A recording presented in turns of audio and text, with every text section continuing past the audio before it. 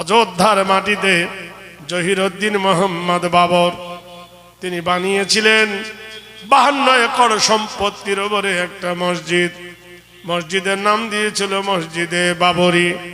আর দিল্লির সরজমিনে 22 ফুট উঁচু করে 6 বিঘে জায়গার উপরে একটা মসজিদ বানিয়েছিলেন সম্রাট শাহজাহান। ভারতবর্ষের বিচার শুনলে অবাক হয়ে যাবেন। আপনারা জানেন বাদশাহ শাহজাহানের বাপের নাম ছিল জাহাঙ্গীর, ডাক নাম ছিল সেলিম, কিন্তু ভালো নাম ছিল জাহাঙ্গীর। সেই জাহাঙ্গীর ওনার বিবির নাম ছিল নূরজাহান। আপনারা জানেন বিখ্যাত ইতিহাসের তীরন্দাজ নূরজাহান যমুনা নদীর ধারে গিয়ে উড়ন্ত পাখিকে তীর মারতে ছিল। এই তীরটা উড়ে গিয়ে একটা ধোবানি কাপড় কাচ্ছিল নদীর ধারে, ধোবার পিঠে পড়ে যায়, ধোবা যায় মরে।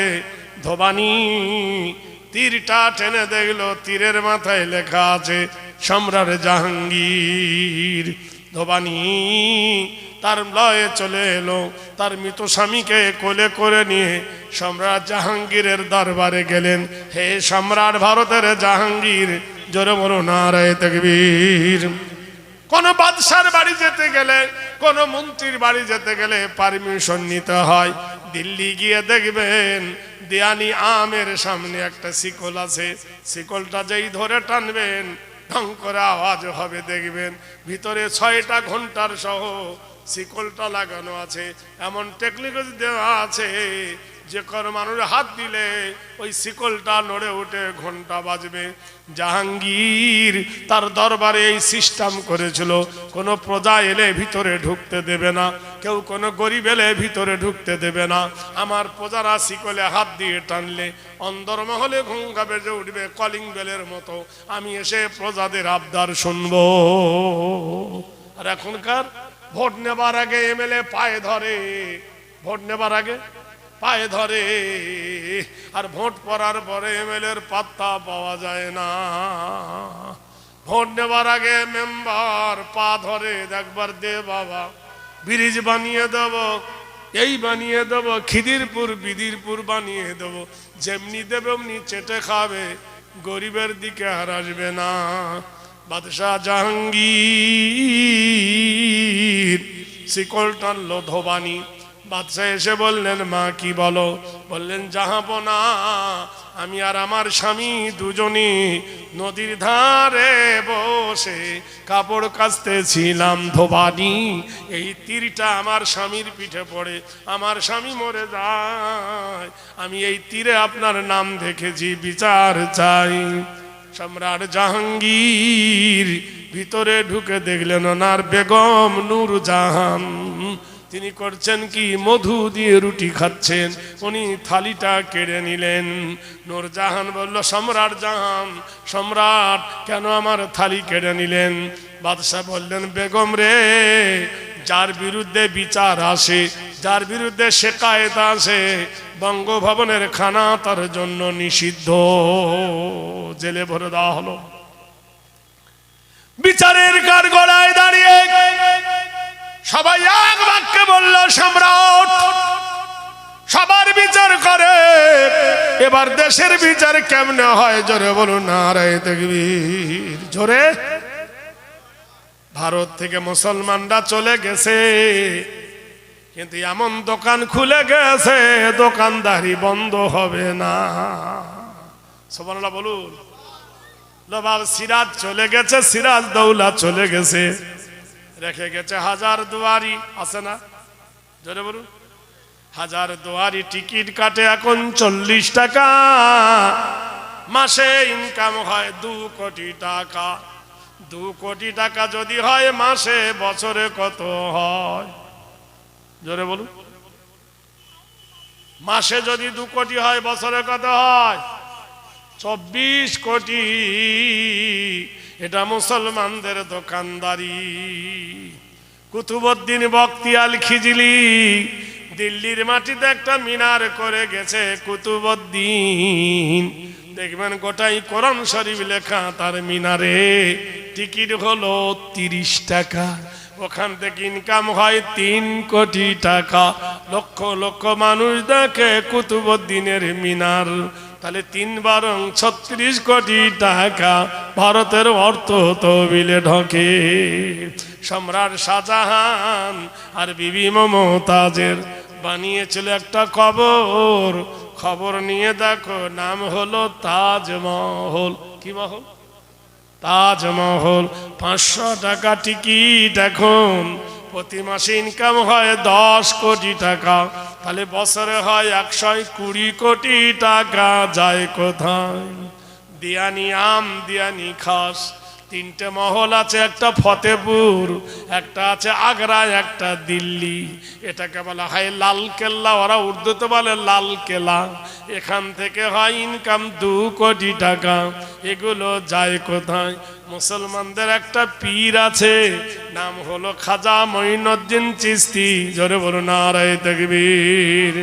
যার দরবারে একটা পাতিলা আছে, সেই পাতিলাতে 120 মণ চাল ফোটে। 100। সন্ধ্যা থেকে সকাল পর্যন্ত টাকা পড়তে পড়তে ভর্তি হয়ে যায়। এই টাকাগুলো বস্তায় ভরে নিয়ে যায় ভারতবর্ষের অর্থ তহবিলে। ও মুসলমান, জেনে রেখে দিও মুসলমান, চলে গেছে মুসলমানেরা দোকানদারি করে গেছে। তাদের দোকানদারি আজও ফোরায়নি। কিয়ামত পর্যন্ত ভারতের দোকানদারি মুসলমানদের চলবে। ভাইরা আমার, বন্ধুরা, একবার ইতিহাস পড়ে দেখো। বাদশাহ জাহাঙ্গীর, বাদশাহ জাহাঙ্গীর বলল ধোবানি আগিয়ে এসো। ধোবানি আগিয়ে এলো। দরবার গোটাই মসনদ খাড়া।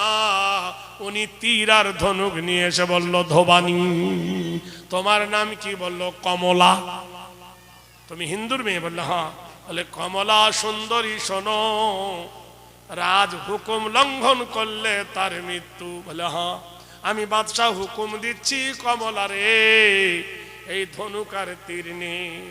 আমার নূরজাহান তোর সামনে তোর স্বামীকে যেমন হত্যা করে বিধবা বানায়েছে, তাই আমার নূরজাহানের সামনে নূরজাহানের স্বামীকে হত্যা করে নূরজাহানকে বিধবার ড্রেস পরিয়ে দে। সুবহানাল্লাহ বলুন। বিচার দেখুন, নারায়ে তাকবীর। কি বিচার! ভারতবর্ষের মাটিতে বিচার দেখেন। বিচারের দিকে তাকালে আশ্চর্য। ধোবানি তীর আর ধনুক এইভাবে নিয়ে বাদশার বুকের দিকে যখন তুলেছে, থরথর করে কাঁপতে কাঁপতে ধোবানি মাটি লুটিয়ে পড়ল। সবাই বলল, কি ব্যাপার? এই তো সুবর্ণ সুযোগ, কেন তীর মারলে না? ধোবানি বলল, মারবো কি করে? আমি দেখতে পেলাম আমার চোখের সামনে আমার মৃত স্বামীর চেহারাটা ভেসে উঠেছে। আমাকে হাত দিয়ে বলছে, ইনসাফের কবর দিস না কমলা রে, ইনসাফের কবর দিস না। আদেল ইনসাফ বাদশাহ বিচার করেছে, একে তুই নষ্ট করবি না। নারায়ে তাকবীর।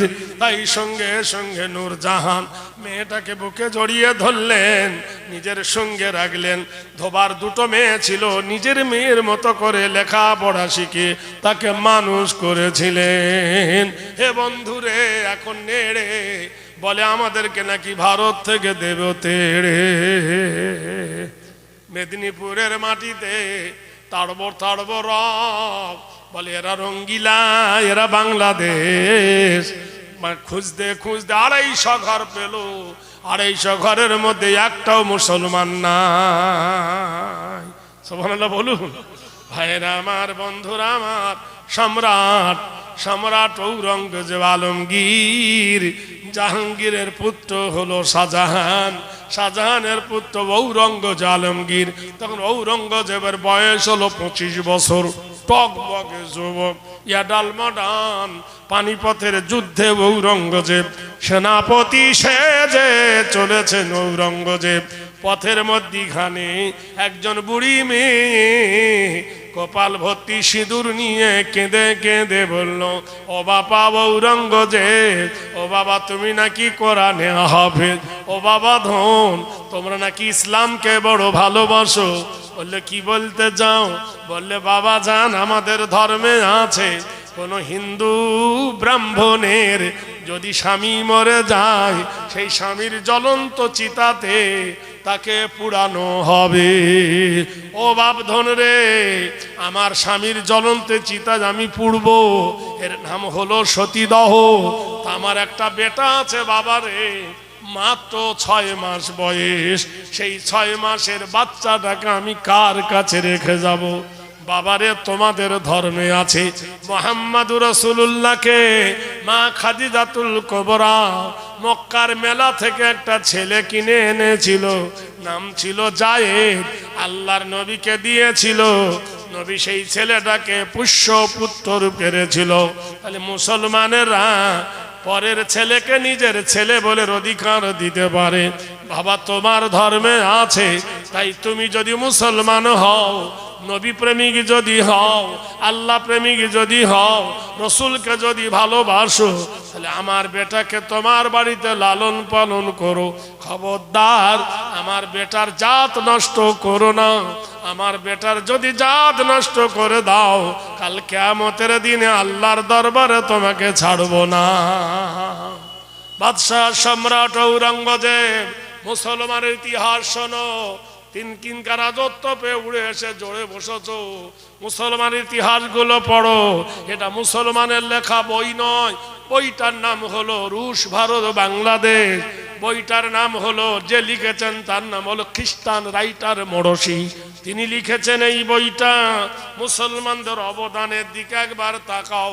আজ মুসলমানরা রাজা হয়েছিল, তারা প্রজা হয়ে কেন থাকতে চারে না? মুসলমানদের কি দিনই মুসলমান, সারা পৃথিবীর মাটিতে খবর নিয়ে দেখো, মুসলমান সবার আগে আছে। সম্রাট ঔরঙ্গজেব জালেমগীর ওই বাচ্চাটাকে সঙ্গে নিয়ে নিজের বিবি রইসাকে বললেন, রইসা রে, বেটা রে, বিবি রে, এটা ব্রাহ্মণের ছেলে, তোর গায়ের দুধ খাওয়াই না, গরুর দুধ খাবি না, ছাগলের দুধ খাবি না, তুই মায়ের দুধ খাওয়া।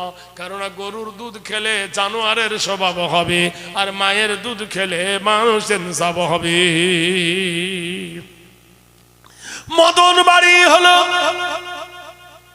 মদন কুমার ঔরঙ্গজেবের বাড়িতে মানুষ হলো, লালিত পালিত হলো। মদনের বয়স যখন হয়ে গেল 20 বছর, এডাল হয়ে গেল, মডার্ন হলো। দেশের বিশ্ব সুন্দরী দেখে মদনের বিয়ে দেওয়া হলো। মদন বললেন, বাবা যান, জাহাপনা গো, আমাদের ধর্মে আছে নতুন বিয়ে করে মন্দিরে পুজো দিতে যেতে হয়। সম্রাট ঔরঙ্গজেব বললেন, লাকুম দীনুকুম ওয়ালিয়া দীন, তোমার ধর্ম তোমার কাছে, আমার ধর্ম আমার কাছে, আমি তোমার ধর্মের কোনো ক্ষতি করব না।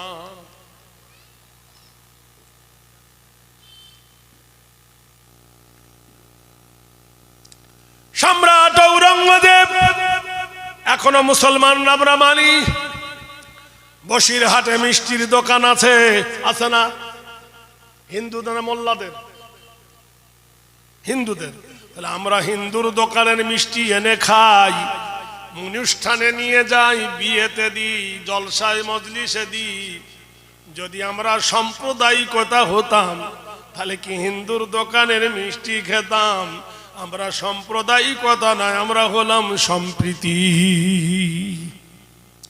আমরা মুসলমানরা যদি হিন্দুর দোকানে চাল নানি, ডাল নানি, তেল নানি, মাছ নানি, হিন্দুর দোকান চলবে না। আমরা কোনো হিন্দুকে ঘৃণা করি না। কলকাতায় দেখবেন অধিকাংশ হোটেল সব হিন্দু, ধর্মতলার ডাইনে বাঁয়ে যত হোটেল সব হিন্দু। কলকারখানা থেকে লোক ছুটে গিয়ে হিন্দুর দোকানে খায়, আবার কারখানায় চলে যায়। মুসলমানেরা যদি সাম্প্রদায়িকতা ভাবতো, তাহলে হিন্দুর দোকানের কোনোদিন ভাত খেত না। মুসলমান তোমার হোটেলে কোনোদিন হিন্দু ঢুকবে না, ঢোকে? আরে মুসলমান তুমি ভালোবাসো। আমাদের একজন কবি নাম হলো নজরুল। সে গান গেয়ে গেছে একটা কবিতা, এক বিনতের দুটি কুসুম হিন্দু মুসলমান, এক বিনতের দুটি কুসুম হিন্দু মুসলমান, মুসলিম তার নয়ন মণি হিন্দু তাহার প্রাণ। আমিও রূপ দিয়েছি মা হওয়ার ওই দুটো সন্তান হিন্দু মুসলমান, মা হওয়ার ওই দুটো সন্তান হিন্দু মুসলমান, মন্দিরে ঘন্টার ধ্বনি মসজিদে আজান। আল্লাহু আকবার, জোরে বলুন। দুই জাতি ভাই সমান মরে মড়ক এলে দেশে, বন্যাতে দুই ভাইয়ের কুঠির সমানে যায় ভাসে, চাঁদ সূর্যের আলো কেহ কম বেশি কি পান। সুবহানাল্লাহ বলুন, নারে তাকবীর। সম্রাট চিন্তা করে দেখো বন্ধু, ঔরঙ্গজেব আলমগীর ব্রাহ্মণের ছেলেকে মানুষ করে লেখাপড়া শিখালেন, বিয়ে দিয়ে দিলেন। এসে বললেন, বাবা যান আমি বিয়ে করেছি, নতুন বউ নিয়ে মন্দিরে পুজো দিতে যাব। সম্রাট বললেন, যাও, লা ইকরাহা ফিদ্দিন, কোরআন বলেছে আমার ধর্ম, কোরআন বলেছে লা ইকরাহা ফিদ্দিন। কোরআন জানিয়ে দিয়েছে কারোর ওপর জোর করে দিন অত্যাচার করে না, জোর করে কাউকে মুসলমান করে না, কোরআন কারোর ওপর প্রেসার দেয় না। আল্লাহর নবী বলেছেন, কোরআন জানিয়েছে লা ইকরাহা ফিদ্দিন, দিনের ব্যাপারে কোনো জোর নাই, জবরদস্তি নাই। মদন পুজো দিতে গেল মন্দিরে, পুজো দিতে গিয়ে যখন সোমনাথ মন্দিরে সেজদা করতে যাবে, ওকে গড় করা বলে ওরা, যেই করেছে মন্দিরের ঘন্টা বেজে উঠল, আলো জ্বলে আলো নিভে গেল। মদন মাথা তুলে দেখলো তার বিবি বাম দিকে দাঁড়িয়েছিল, বিবি আর নাই। মদন চিৎকার করে বলল, হে আমার বিবি কই, আমার বিবি কই। এমন সময় মন্দির থেকে আওয়াজ আসছে, মদন বাড়ি যাও, তোমার বিবিকে আমি স্বর্গে নিয়ে গেলাম। স্বর্গের কথা শুনে মদন বাড়ি গেল। সম্রাট ঔরঙ্গজেব বলল, বাবা আমার বৌমা কই? তোমার বৌমাকে মন্দিরের নিষ্ঠুর দেবতা ওকে স্বর্গে নিয়ে চলে গেছে। ঔরঙ্গজেব আলমগীর সঙ্গে সঙ্গে তার সৈন্যদেরকে বলল, মন্দিরটা চতুর্দিকে ঘিরে নাও, বাহিরের কেউ যেন ঢুকতে না পারে, কেউ যেন বেরুতে না পারে। চতুর্দিকে সৈনিক ঘুরে দাঁড়ালো। সম্রাট ঔরঙ্গজেব আলমগীর মন্দিরের সামনে দাঁড়িয়ে বলল, ও মন্দিরের পুরোহিত, ও মন্দিরের দেবতা, তুমি যদি ভগবান হও তোমার ভগবতী আছে, তুমি যদি ঈশ্বর হও তোমার ঈশ্বরী আছে, তুমি যদি নারায়ণ হয় তোমার নারায়ণী আছে, তুমি যদি শিব হও তোমার পার্বতী আছে, তাহলে আমার মদনের বউকে নিমি কোথায় গিয়েছ? বলল, স্বর্গে নিয়ে গেছি। সম্রাট বলল, স্বর্গে নাপাক জায়গা না পবিত্র জায়গা, স্বর্গ যদি পবিত্র হয় পরের বউকে নিয়ে গেলে কি স্বর্গ মানায়? মন্দিরের ঠাকুরের মুখ দিয়ে আর কথা বার হলো না। যে মূর্তির ভিতরে কথা বার হচ্ছিল, ঔরঙ্গজেব তরোয়ালটা টেনে মন্দিরের পুরো মাথায় মারল। ঠাকুরের মুন্ডুটা কেটে গেল, ওর ভিতরে বেরিয়ে হলো লাল টকটকে রক্ত। সবাই বলল, এ কি? বলে, দেখতে বুঝি পাও না, মাটির প্রতিমা কি কোনোদিন কথা বলে? মানুষের ভিতরে মাথা গলিয়ে কথা বলতো। সঙ্গে সঙ্গে এরা বলল, তাহলে মদনের বউ কই? মন্দিরের বাংকার খুলে মন্দিরের তলায় মদনের বউকে পাওয়া গেল উলঙ্গ অবস্থায়, ধর্ষণ অবস্থায়।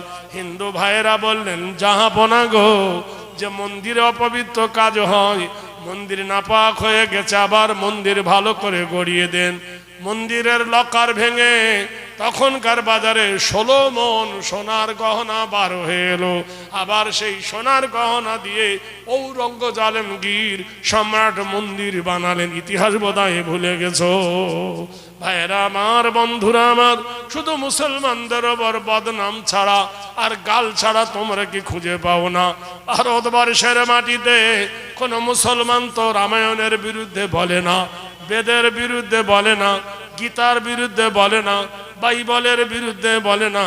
তোমরা যদি বাইবেল পড়ো, শরীরতত্ত্ব হেরি নাম কল্যাণ হং শান্তি সর্বভূত কল্যাণ হেরি নাম নমস্তি মোহাম্মদে ভয়। তোমার বেদ বলে দিয়েছে মায়ের পেট থেকে জন্ম নিয়ে যিনি মিথ্যা কথা বলেননি তিনি মুহাম্মদ রাসূলুল্লাহ সাল্লাল্লাহু আলাইহি ওয়াসাল্লাম। আব্দুল্লাহি ওয়াল মাতালাং তিসলং তিত্ত তিস এবং লা ইলাহা ইল্লা হারব কিবা করং মুহাম্মাদং পরম পরম পাদম সত্যম মুহাম্মাদুন সুন্দরম। ওই যে মক্কার সরজমিনে আব্দুল্লাহর জীর্ণ কুঠিরে মা আমিনার ঘরে আলো করে যিনি এসেছিলেন নূর নবী মুহাম্মদ রাসূলুল্লাহ, জোরে বলুন সাল্লাল্লাহু আলাইহি ওয়াসাল্লাম। সেই নবী কাউকে প্রতারণা করেনি, কাউকে ধোঁকা দেয়নি। বেদ বলেছেন যদদাং শরণাং পূজ্যত নমো আল্লাহ বয়। তিনি জীবনে কোনোদিন মিথ্যা কথা বলেননি। এই জন্য আরবের বিখ্যাত কাফের তার নাম রেখেছিল আল আমিন, তুমি সত্যবাদী। আরবের লোক তাকে ডাকতো সত্যবাদী বলে। এমন একজন নবী মুহাম্মদ আরবি জীবনে কোনোদিন মিথ্যা কথা বলেননি। তিনি ছিলেন মুহাম্মদুর রাসূলুল্লাহ সাল্লাল্লাহু আলাইহি ওয়াসাল্লাম। ভাইরা আমার, বন্ধুরা আমার, তাহলে চিন্তা করে দেখো সেই মুহাম্মদ আরবি সাল্লাল্লাহু আলাইহি ওয়াসাল্লাম আমাদের রাসূল, আমাদের হাবিবে মকবুল, নূরে মুজাসসাম রাসূল আকরাম, জান্নাত গুলফাম আজ ভরে, হাবিবে রহমান ইমানে সুবহান আসছে আমিনার ঘরে। আপনারা জানেন আমাদের ছেলেরা স্কুলে যায়, কি পড়ে? ওয়াতে অজগর, আতে আম, হর্ষইতি ইঁদুর, দীর্ঘইতি ঈগল পাখি পড়ে না? আমার আফসোস হয় এত মুসলমান কবি এলো, যদি আমাদের জন্য কিছু করে যেত। তাই আমি একটা বই লিখেছি, বইতে নাম দিচ্ছি ওয়াতে ওযু করে নামাজ পড়ো, আতে আজান শুনে জামাত ধরো, হর্ষইতে ইমাম সাহেব নামাজ পড়ান, দীর্ঘইতে ঈদগাহর মাঠ পবিত্র স্থান, হর্ষইতে উঠে পড়ো খুব সকালে, দীর্ঘইতে উষা কালে আজান তালে, রিতে ঋণের বোঝা মাপ হয় না, লিতে লির ব্যবহার দেখা যায় না, এতে এশার নামাজ রাত্রে পড়ি, ওইতে ঐক্য শিক্ষায় জীবন গড়ি, ওতে ওজনে ফাঁকি মহাপাপ, ওতে ঔষধে ভেজাল অভিশাপ। কতে কুকুর খতে খরগোশ নয়, কতে কলমা পড়ে ঈমান আনি, খতে খতনা প্রথা সুন্নত জানি, গতে গুনার কাজে থাকবো নাজার, ঘতে ঘুষ নিলে সে হয় গুনাহগার, ওতে ওর মতো টুপি পরি, ছতে চাঁদ দেখে সব রোজা ধরি, ছতে ছোটর প্রতি ভালোবাসা, বরগুঞ্জয়ে জান্নাতে যাব সবার আশা, ঝতে ঝগড়া করা হয় মহাপাপ, এই ওর বোঝা হবে না মাপ, টতে টাকা করি সুদ নেব না, ঠতে ঠিকই রাখিব ইমান খানা, ডতে ডান্ধার দিয়ার বিলিখি, ঢতে ঢাকনা দিয়ে খাবার রাখি, মধ্যাহ্নর মাথা উঁচু, তাইতে তামাম আলম নয় তো নিচু, থতে থাকতে হবে পাপের দূরে, দতে দরুদ পড়ি প্রাণের সুরে, ধতে ধৈর্য ধরি বারে বারে, দন্ত নয় নামাজ পড়ি পাঞ্জবারে, পথে পাক কোরআনে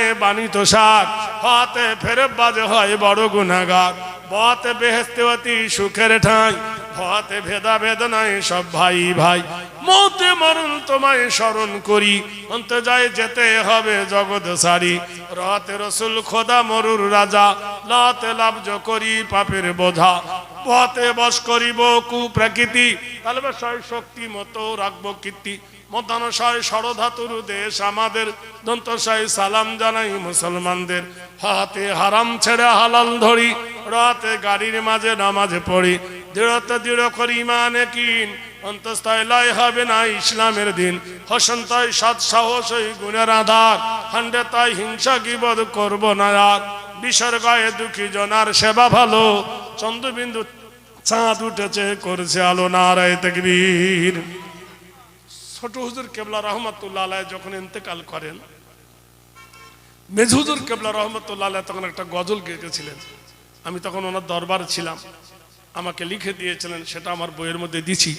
একটা মানুষের জন্ম থেকে মৃত্যু পর্যন্ত রহস্য তিনি লিখেছেন তার কবিতা। ও গো দয়াময় রহমান রহিম, তোমায় শরণ করি, তোমার নামে সদা জাগে প্রাণে, তোমার নামেতে যেন মরি।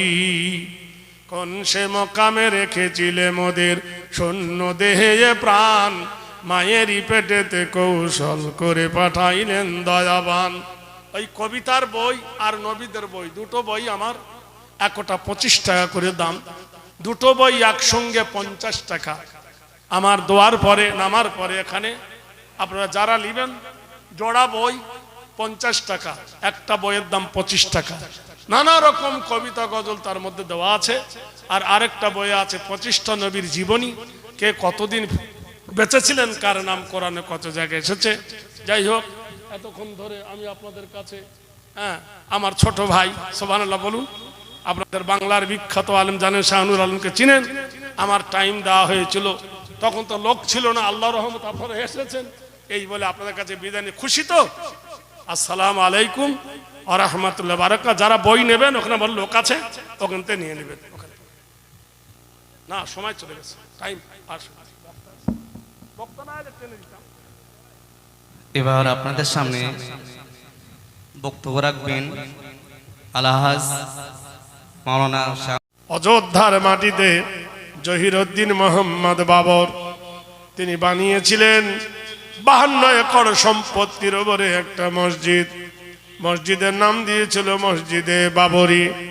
আর দিল্লির সরজমিনে 22 ফুট উঁচু করে 6 বিঘে জায়গার উপরে একটা মসজিদ বানিয়েছিলেন সম্রাট শাহজাহান। ভারতবর্ষের বিচার শুনলে অবাক হয়ে যাবেন। আপনারা জানেন বাদশাহ শাহজাহানের বাপের নাম ছিল জাহাঙ্গীর, ডাক নাম ছিল সেলিম, কিন্তু ভালো নাম ছিল জাহাঙ্গীর। সেই জাহাঙ্গীর, ওনার বিবির নাম ছিল নূরজাহান। আপনারা জানেন বিখ্যাত ইতিহাসের তীরন্দাজ নূরজাহান যমুনা নদীর ধারে গিয়ে উড়ন্ত পাখিকে তীর মারতে ছিল। এই তীরটা উড়ে গিয়ে একটা ধোবানি কাপড় কাচ্ছিল নদীর ধারে, ধোবার পিঠে পড়ে যায়, ধোবা যায় মরে। ধোবানি তীরটা টেনে দেখলো, তীরের মাথায় লেখা আছে সম্রাট জাহাঙ্গীর। ধোবানি তার লয়ে চলে এলো, তার মৃত স্বামীকে কোলে করে নিয়ে সম্রাট জাহাঙ্গীরের দরবারে গেলেন। হে সম্রাট ভারতের জাহাঙ্গীর, জোরে বলো নারায়ে তাকবীর। কোন বাদশার বাড়ি যেতে গেলে, কোন মন্ত্রীর বাড়ি যেতে গেলে পারমিশন নিতে হয়। দিল্লি গিয়ে দেখবেন দেয়ানি আমের সামনে একটা শিকল আছে, শিকলটা যেই ধরে টানবেন ঢং করে আওয়াজ হবে। দেখবেন ভিতরে 6টা ঘন্টার সহ শিকলটা লাগানো আছে। এমন টেকনোলজি দেওয়া আছে যে কোনো মানুষ হাত দিলে ওই শিকলটা নড়ে উঠে ঘন্টা বাজবে। জাহাঙ্গীর তার দরবারে এই সিস্টেম করেছিল, কোনো প্রজা এলে ভিতরে ঢুকতে দেবে না, কেউ কোনো গরিব এলে ভিতরে ঢুকতে দেবে না। আমার প্রজারা শিকলে হাত দিয়ে টানলে অন্দরমহলে ঘুঙ্গা বেজে উঠবে কলিং বেলের মতো। আমি এসে প্রজাদের আবদার শুনবো। আর এখনকার ভোট নেবার আগে এমএলএ পায়ে ধরে, ভোট নেবার আগে পায়ে ধরে, আর ভোট পড়ার পরে এমএলএর পাত্তা পাওয়া যায় না।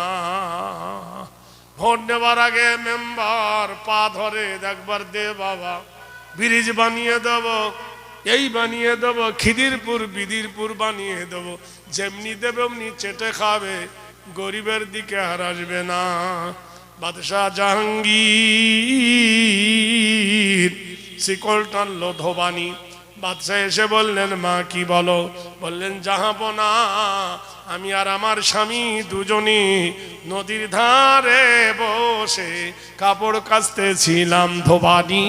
এই তীরটা আমার স্বামীর পিঠে পড়ে, আমার স্বামী মরে যায়। আমি এই তীরে আপনার নাম দেখেছি, বিচার চাই। সম্রাট জাহাঙ্গীর ভিতরে ঢুকে দেখলেন ওনার বেগম নূরজাহান, তিনি করছেন কি মধু দিয়ে রুটি খাচ্ছেন, উনি থালিটা কেড়ে নিলেন। নূরজাহান বলল, সম্রাট জাহান, সম্রাট কেন আমার থালি কেড়ে নিলেন? বাদশাহ বললেন, বেগম রে, যার বিরুদ্ধে বিচার আসে, যার বিরুদ্ধে শেকায়েত আসে, বঙ্গভবনের খানা তার জন্য নিষিদ্ধ, জেলে ভরে দেওয়া হলো। বিচারের কাঠগড়ায় দাঁড়িয়ে সবাই এক বাক্যে বলল, সম্রাট সবার বিচার করে, এবার দেশের বিচার কেমনে হয়? জোরে বলুন নারায়ে তাকবীর। জোরে। ভারত থেকে মুসলমানরা চলে গেছে, কিন্তু এমন দোকান খুলে গেছে দোকানদারি বন্ধ হবে না। সুবহানাল্লাহ বলুন। নবাব সিরাজ চলে গেছে, সিরাজ দৌলা চলে গেছে, রেখে গেছে হাজার দুয়ারি, আছে না? জোরে বলুন। হাজার দুয়ারি টিকিট কাটে এখন 40 টাকা, মাসে ইনকাম হয় 2 কোটি টাকা। 2 কোটি টাকা যদি হয় মাসে, বছরে কত হয়? জোরে বলুন। মাসে যদি 2 কোটি হয়, বছরে কত হয়? 24 কোটি। এটা মুসলমানদের দোকানদারি। কুতুবউদ্দিন বখতিয়ার খিজলি দিল্লির মাটিতে একটা মিনার করে গেছে কুতুবউদ্দিন। দেখবেন গোটাই কোরআন শরীফ লেখা তার মিনারে। টিকিট হলো 30 টাকা, ওখান থেকে ইনকাম হয় 3 কোটি টাকা। লক্ষ লক্ষ মানুষ দেখে কুতুবউদ্দিনের মিনার। তাহলে 3 বারং 36 কোটি টাকা ভারতের অর্থ তহবিলে ঢোকে। সম্রাট শাহজাহান আর বিবি মমতাজের বানিয়েছিল একটা কবর। খবর নিয়ে দেখো, নাম হলো তাজমহল। কি মহল? তাজমহল। 500 টাকা টিকিট এখন। প্রতি মাসে ইনকাম হয় 10 কোটি টাকা। তাহলে বছরে হয় 120 কোটি টাকা। যায় কোথায়? দিয়ানি আম, দিয়ানি খাস। 3টে মহল আছে, একটা ফতেপুর, একটা আছে আগ্রা, একটা দিল্লি। এটাকে বলা হয় লাল কেল্লা, ওরা উর্দুতে বলে লাল কেল্লা। এখান থেকে হয় ইনকাম 2 কোটি টাকা। এগুলো যায় কোথায়? মুসলমানদের একটা পীর আছে, নাম হলো খাজা মঈনুদ্দিন চিশতি। জোরে বলুন নারায়ে তাকবীর। যার দরবারে একটা পাতিলা আছে, সেই পাতিলাতে 120 মণ চাল ফোটে। 100। সন্ধ্যা থেকে সকাল পর্যন্ত টাকা পড়তে পড়তে ভর্তি হয়ে যায়। এই টাকাগুলো বস্তায় ভরে নিয়ে যায় ভারতবর্ষের অর্থ তহবিলে। ও মুসলমান, জেনে রেখে দিও মুসলমান, চলে গেছে মুসলমানেরা দোকানদারি করে গেছে, তাদের দোকানদারি আজও ফোরায়নি। কিয়ামত পর্যন্ত ভারতের দোকানদারি মুসলমানদের চলবে। ভাইরা আমার, বন্ধুরা, একবার ইতিহাস পড়ে দেখো। বাদশাহ জাহাঙ্গীর, বাদশাহ জাহাঙ্গীর বলল, ধোবানি আগিয়ে এসো। ধোবানি আগিয়ে এলো। দরবার গোটাই মসনদ খাড়া। উনি তীর আর ধনুক নিয়ে এসে বলল, ধোবানি তোমার নাম কি? বলল, কমলা। তুমি হিন্দুর মেয়ে? বললো হ্যাঁ। বলে, কমলা সুন্দরী, শোনো, রাজ হুকুম লঙ্ঘন করলে তার মৃত্যু। বলে হ্যাঁ। আমি বাদশাহ হুকুম দিচ্ছি, কমলা রে, এই ধনুক আর তীর নে। আমার নূরজাহান তোর সামনে তোর স্বামীকে যেমন হত্যা করে বিধবা বানায়েছে, তাই আমার নূরজাহানের সামনে নূরজাহানের স্বামীকে হত্যা করে নূরজাহানকে বিধবার ড্রেস পরিয়ে দে। সুবহানাল্লাহ বলুন। বিচার দেখুন, নারায়ে তাকবীর। কি বিচার! ভারতবর্ষের মাটিতে বিচার দেখেন। বিচারের দিকে তাকালে আশ্চর্য। ধোবানি তীর আর ধনুক এইভাবে নিয়ে বাদশার বুকের দিকে যখন তুলেছে, থরথর করে কাঁপতে কাঁপতে ধোবানি মাটি লুটিয়ে পড়ল। সবাই বলল, কি ব্যাপার? এই তো সুবর্ণ সুযোগ, কেন তীর মারলে না? ধোবানি বলল মারবো কি করে, আমি দেখতে পেলাম আমার চোখের সামনে আমার মৃত্যু স্বামীর চেহারাটা ভেসে উঠেছে, আমাকে হাত দিয়ে বলছে ইনসাফের কবর দিস না কমলা রে, ইনসাফের কবর দিস না, আদেল ইনসাফ বাদশাহ বিচার করেছে, একে তুই নষ্ট করবি না, নারায়ে তাকবীর। তাই সঙ্গে সঙ্গে নূরজাহান মেয়েটাকে বুকে জড়িয়ে ধরলেন, নিজের সঙ্গে রাখলেন। ধোবার দুটো মেয়ে ছিল, নিজের মেয়ের মতো করে লেখাপড়া শিখে তাকে মানুষ করেছিলেন।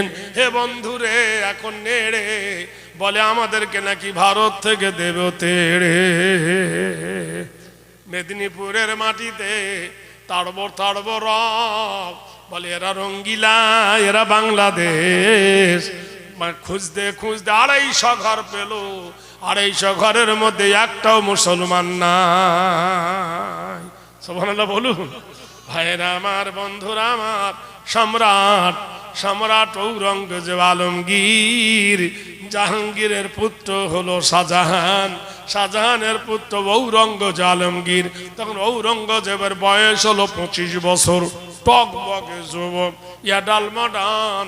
পানিপথের যুদ্ধে ঔরঙ্গজেব সেনাপতি সেজে চলেছেন। ঔরঙ্গজেব পথের মধ্যিখানে একজন বুড়ি মেয়ে কপাল ভর্তি সিঁদুর নিয়ে কেঁদে কেঁদে বলল, ও বাবা ঔরঙ্গজেব, ও বাবা তুমি নাকি কোরআনে হাফেজ, ও বাবা ধন তোমরা নাকি ইসলামকে বড় ভালোবাসো। বললে কি বলতে যাও? বললে বাবা জান আমাদের ধর্মে আছে কোন হিন্দু ব্রাহ্মণের যদি স্বামী মরে যায়, সেই স্বামীর জ্বলন্ত চিতাতে তাকে পুড়ানো হবে। ও বাপ ধন রে, আমার স্বামীর জ্বলন্ত চিতা আমি পুড়বো, এর নাম হলো সতীদাহ। আমার একটা বেটা আছে বাবা রে, মাত্র 6 মাস বয়স, সেই 6 মাসের বাচ্চাটাকে আমি কার কাছে রেখে যাব? বাবারে তোমাদের ধর্মে আছে মুহাম্মাদুর রাসূলুল্লাহকে মা খাদিজাতুল কুবরা মক্কার মেলা থেকে একটা ছেলে কিনে এনেছিল, নাম ছিল জায়েদ, আল্লাহর নবীকে দিয়েছিল। নবী সেই ছেলেটাকে পুষ্য পুত্র রূপে রেখেছিল। তাহলে মুসলমানেরা পরের ছেলেকে নিজের ছেলে বলে অধিকার দিতে পারে। বাবা তোমার ধর্মে আছে, তাই তুমি যদি মুসলমান হও, নবী প্রেমিক যদি হও, আল্লাহ প্রেমিক যদি হও, রসুলকে যদি ভালোবাসো, তাহলে আমার বেটাকে তোমার বাড়িতে লালন পালন করো। খবরদার আমার বেটার জাত নষ্ট করো না। আমার বেটার যদি জাত নষ্ট করে দাও, কাল কিয়ামতের দিনে আল্লাহর দরবারে তোমাকে ছাড়বো না। বাদশাহ সম্রাট ঔরঙ্গজেব, মুসলমানের ইতিহাস শোনো। 3 কিনকা রাজত্ব পেয়ে উড়ে এসে জোরে বসেছ, মুসলমানের ইতিহাস গুলো পড়ো। এটা মুসলমানের লেখা বই নয়, বইটার নাম হলো রুশ ভারত বাংলাদেশ। বইটার নাম হলো, যে লিখেছেন তার নাম হলো খ্রিস্টান রাইটার মোরসি। তিনি লিখেছেন এই বইটা। মুসলমানদের অবদানের দিকে একবার তাকাও। আজ মুসলমানরা রাজা হয়েছিল, তারা প্রজা হয়ে কেন থাকতে চারে না? মুসলমানদের কি দিনই মুসলমান, সারা পৃথিবীর মাটিতে খবর নিয়ে দেখো, মুসলমান সবার আগে আছে। সম্রাট ঔরঙ্গজেব আলমগীর ওই বাচ্চাটাকে সঙ্গে নিয়ে নিজের বিবি রইসাকে বললেন, রইসা রে, বেটা রে, বিবি রে, এটা ব্রাহ্মণের ছেলে, তোর গায়ের দুধ খাওয়াই না, গরুর দুধ খাবি না, ছাগলের দুধ খাবি না, তুই মায়ের দুধ খাওয়া। কারণ গরুর দুধ খেলে জানোয়ারের স্বভাব হবে, আর মায়ের দুধ খেলে মানুষের স্বভাব হবে। মদন বাড়ি হলো, মদন কুমার ঔরঙ্গজেবের বাড়িতে মানুষ হলো, লালিত পালিত হলো। মদনের বয়স যখন হয়ে গেল 20 বছর, অ্যাডাল হয়ে গেল, মডার্ন হলো। দেশের বিশ্ব সুন্দরী দেখে মদনের বিয়ে দেওয়া হলো। মদন বললেন, বাবা যান, জাহাপনা গো, আমাদের ধর্মে আছে নতুন বিয়ে করে মন্দিরে পুজো দিতে যেতে হয়। সম্রাট ঔরঙ্গজেব বললেন, লাকুম দীনুকুম ওয়ালিয়া দিন। তোমার ধর্ম তোমার কাছে, আমার ধর্ম আমার কাছে, আমি তোমার ধর্মের কোনো ক্ষতি করব না।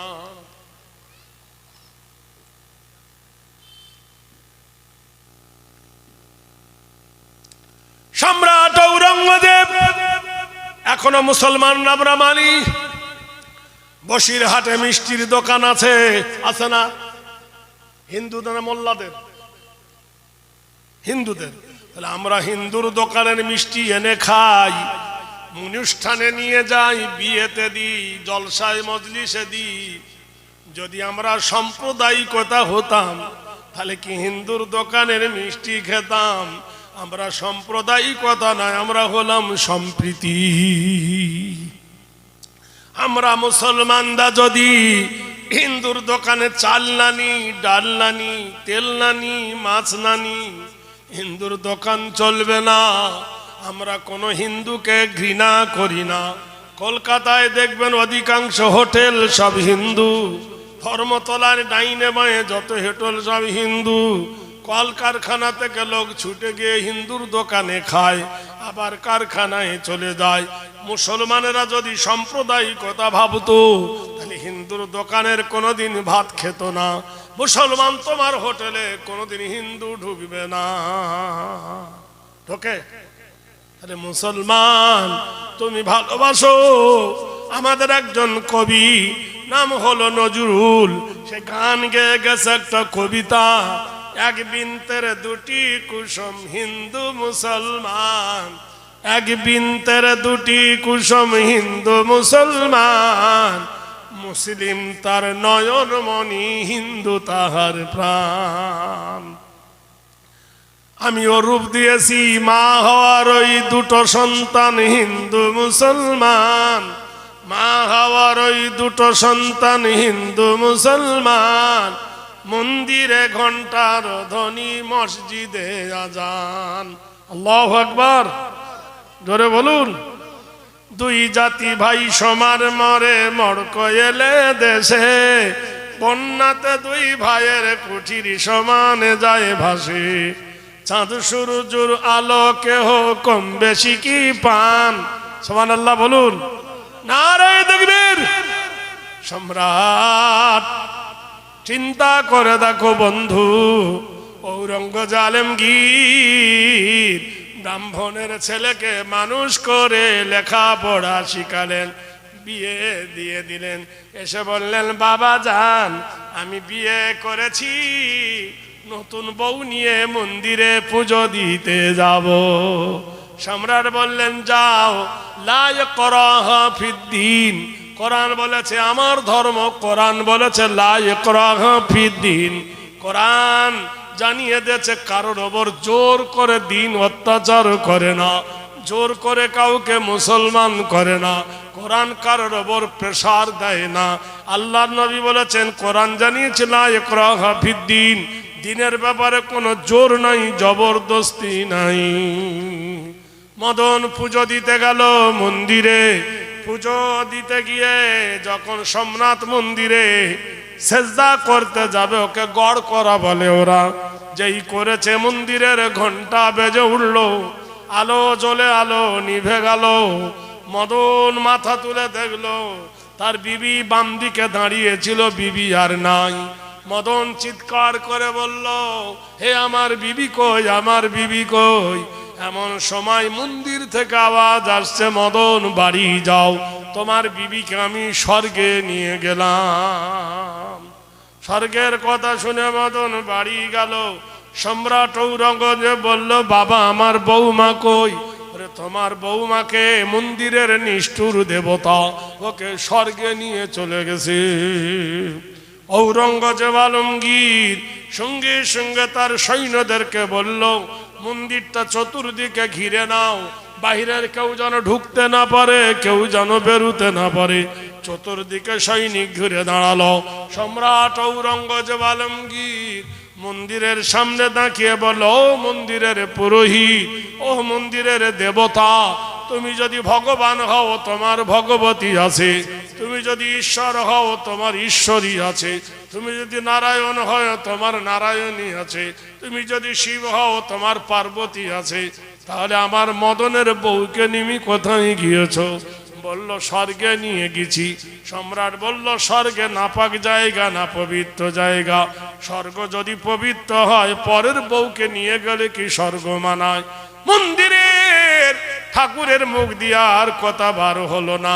যে মূর্তির ভিতরে কথা বার হচ্ছিল, অঙ্গরঙ্গজেব তরোয়ালটা টেনে মন্দিরের পুরো মাথায় মারলো। ঠাকুরের মুন্ডুটা কেটে গেল, ওর ভিতরে বেরিয়ে হলো লাল টকটকে রক্ত।